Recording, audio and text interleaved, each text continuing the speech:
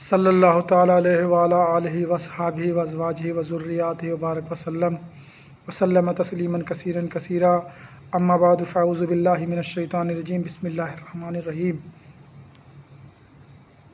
اللہ تعالیٰ کا کتنا بڑا احسان ہوا، کرم ہوا کہ یہ امت کے لیے اس سال میں وہ صحاب بھائی کیرل کے جو ہے وہ جا رہے۔ اللہ تعالیٰ کتنی بڑی ان کے اوپر مہربانی کیے کہ یہ پیدل جا رہے اللہ کے دربار میں اور حج کرنے کے لیے جا رہے۔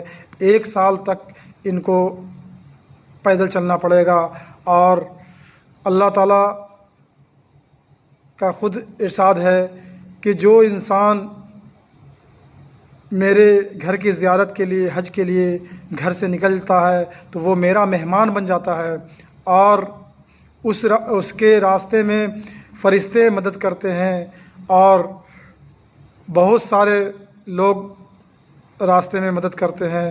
اور صحاب بھائی کا آپ لوگ دیکھ رہے ہیں کہ کتنا اللہ تعالیٰ اس کے لیے رحیمی کی، کتنی بڑی بات ہے۔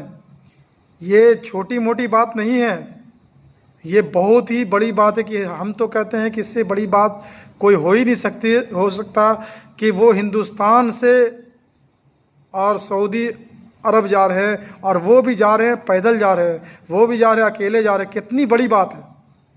آدمی جہاز سے جاتا ہے تو اسے کتنا وقت لگتا ہے، کتنا ٹائم لگتا ہے، کتنا تکلیف اٹھاتا ہے، کتنی پریشانیاں اٹھاتا ہے، مگر اللہ تعالیٰ کی ان کے اوپر میں کروڑ ہو، ارب ہو رحمت نازل ہو، اور اللہ تعالیٰ ان کی سفر کو آسان کرے، آمین۔ اور جہاں جہاں جو بھی لوگ ان سے مصافحہ کر رہے ہیں، مل رہے ہیں، اللہ تعالیٰ ان کو بھی اتنا ہی ثواب دے جتنا صحاب بھائی کو ثواب ملے گا۔ اور اللہ تعالیٰ سے یہ دعا ہے کہ سارے غریبوں کو، سارے مساکین کو، سارے یتیموں کو بھی اللہ تعالیٰ اپنے گھر کی زیارت کروائے، حج کروائے، بیت اللہ دکھوائے، روضہ رسول اللہ دکھلائے، آمین۔ کیونکہ حج جو ہوتا ہے وہ پیسے سے نہیں ہوتا ہے، وہ کاروبار سے نہیں ہوتا ہے، وہ بادشاہیت سے نہیں ہوتا ہے، وزارت سے نہیں ہوتا ہے۔ یہ تو جسے اللہ تعالیٰ چاہے اسے ہی بلاتے ہیں۔ میرے استاد رحمۃ اللہ علیہ کے بیٹے فرما رہے تھے ایک دن کہ ہمارے گھر مطلب ان کے مطلب جاننے والے بولے ان کے میرے گھر میں ایک مانگنے والی بوڑھی مائی آئی، اور اس کے بعد میں ہم سے کچھ مانگی، ہم نے انہیں کچھ دے دیا، تو انہوں نے دعا دیے کہ اللہ تعالیٰ تجھے حج کروائے۔ تو میں بولا کہ میں خود عالم آدمی، میں خود قاری آدمی، اور مجھے یہ دعا دے رہی مائی، ہم تو خود پرہیزگار آدمی ہے۔ تو بولے مائی ایسی دعا دے رہی، اس کا مطلب بھی جانتے ہو؟ تو مائی بولے ہاں، ہم خود الحمدللہ حج کر کے آئے ہیں۔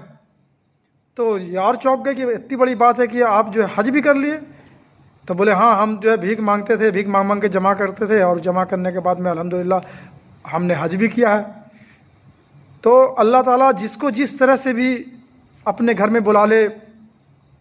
شہاب بھائی جو اس سال کام کر دیے اور کرنے جا رہے ہیں، اللہ تعالیٰ پورا انجام دینے والا بنائے انہیں، آمین۔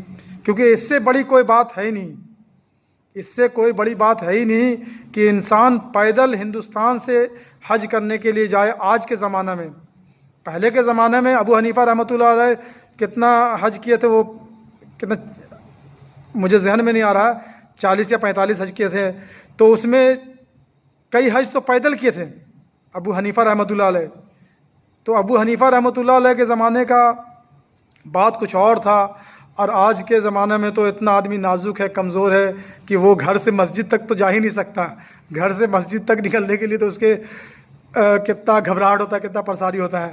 اور اتنی بڑی بات ہے کہ ہندوستان سے وہ مکہ عرب جا رہے ہیں۔ اللہ تعالیٰ ہر جگہ ان کی نصرت فرمائے، مدد فرمائے، آمین۔